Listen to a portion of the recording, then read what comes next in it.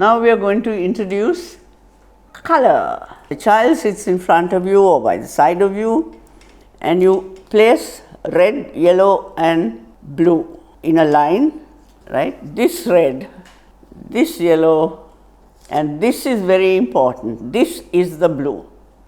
Not a navy blue, not a light blue, this blue. Then you make cards like this, and you make 5 cards. The first set you keep in a row in front, and the others you jumble up and mix it up and leave it. And then you ask the child, now find the reds. Where is this red? Look for the red. Now you don't wait for ages until the child follows it. There you are, there's a red. And you pick up the red and now put it on the red. See how many times you have repeated the word red. The child automatically remembers the word red and the color red. I use a very animated voice, right? And that makes the child interested in the subject that you're trying to teach the child. If you're just saying, look for the blue, look for the red, he's not going to be interested in it at all. So you have to make it interesting and fun for him so that he will remember the lesson as well as be able to remember the colors. Now we will look for a yellow. Let's see. Where's the yellow? Where's the yellow? Where's the yellow? Here's a yellow. Here's the yellow. Now pick up the yellow and put it on top of the yellow. You see? Because if the child is looking, he will look for ages for the yellow. Because they're small, they don't know, they haven't been introduced to the concept. The repetition that you make in showing the child where it is and pick it up and place it on the blue, and you're using the word, there's a blue, pick it up, put it on this blue, and there you are, there's another blue. Now we will look for another red. See, there's another red. Yeah. Oh, lovely, nice red. There you go. And another red. See, and pick this up now. Another red. There you are.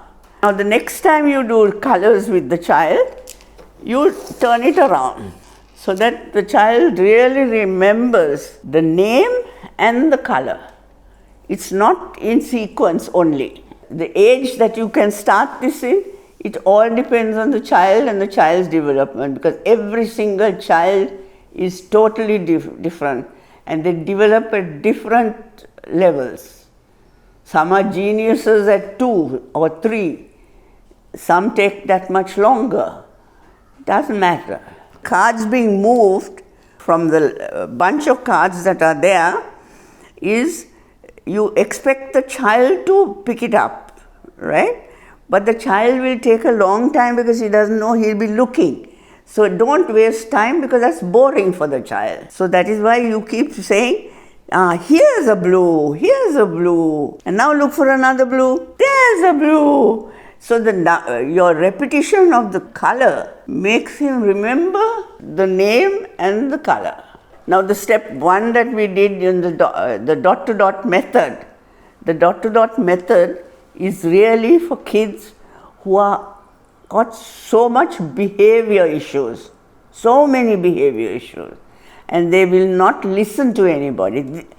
This is after this, because at that point the child is obeying an adult's instructions. This should be fun, because you don't want lessons to be boring. You want lessons to be fun, for the child to be interested in learning. Next step is to introduce more colors to the child, and that way then you add only not 5 and 6 and 10 colors, but just 2 colors, and invariably it should be orange because it's a contrast to blue, because if you put a green, it's too close to a blue, right? The depth is same as the blue. And then you put the green, and then every time you want to introduce a new color, you can use black, white, whatever, you introduce 2 at a time, and then that 2 put them here and get them to this thing. So if you like, if he is very familiar with these, you can take these out and then start a new set. By adding two new colors to the other colors is how you introduce more and more and more colors to the child.